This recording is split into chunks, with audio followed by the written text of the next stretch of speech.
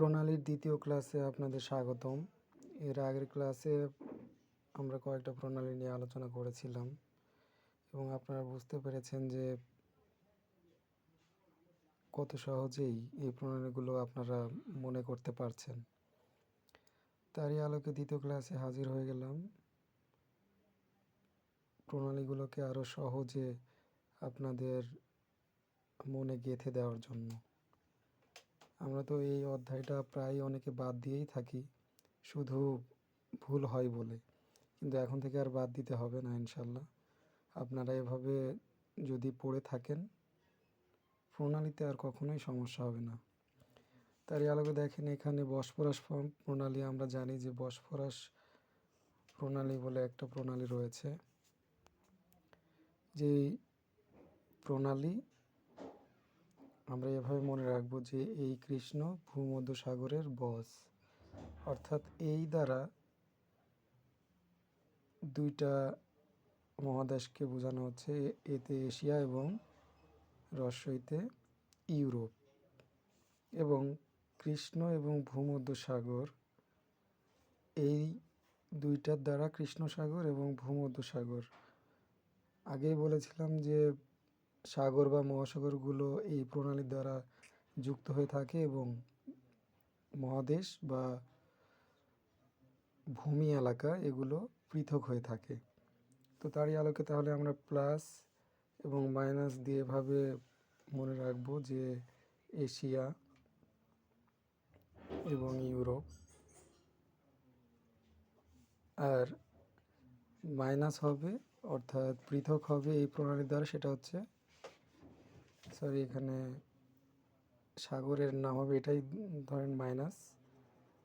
Asia থেকে Europe পৃথক হয়েছে এবং যুক্ত হবে কৃষ্ণ সাগর এবং ভূমধ্যসাগর।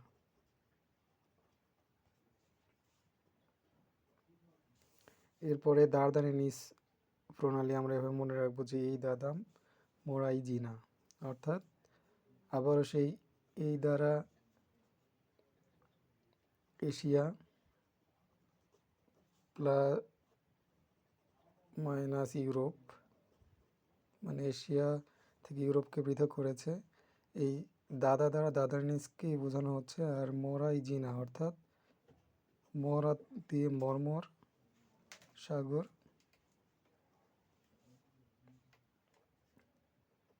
যোগ, এটা যুক্ত করে হচ্ছে ইজিয়ান সাগরকে।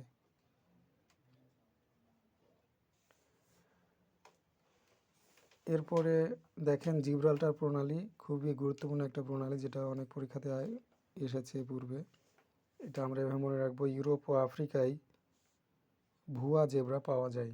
অর্থাৎ আমরা বুঝতে পারছি যে ভূমি এলাকা ইউরোপ এবং আফ্রিকা এটা পৃথক হবে এবং ভূ আর দ্বারা কি তাহলে বোঝাবে ভূমধ্যসাগর এবং দ্বারা আটলান্টিক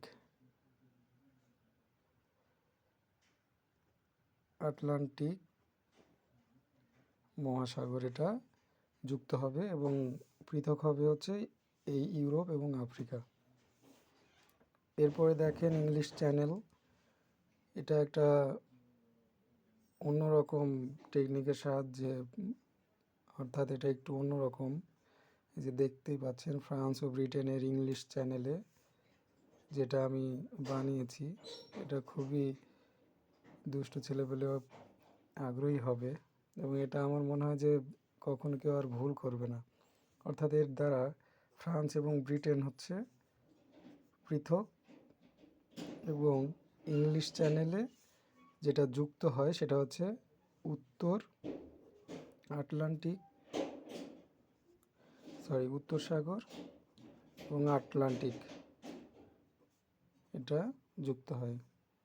এর পরবর্তী ক্লাসে আর বাকিটুকু আলোচনা করব ইনশাল্লাহ। ভিডিওটি আর বড় করতে চাচ্ছি না। ভালো লাগলে লাইক দিবেন। ধন্যবাদ।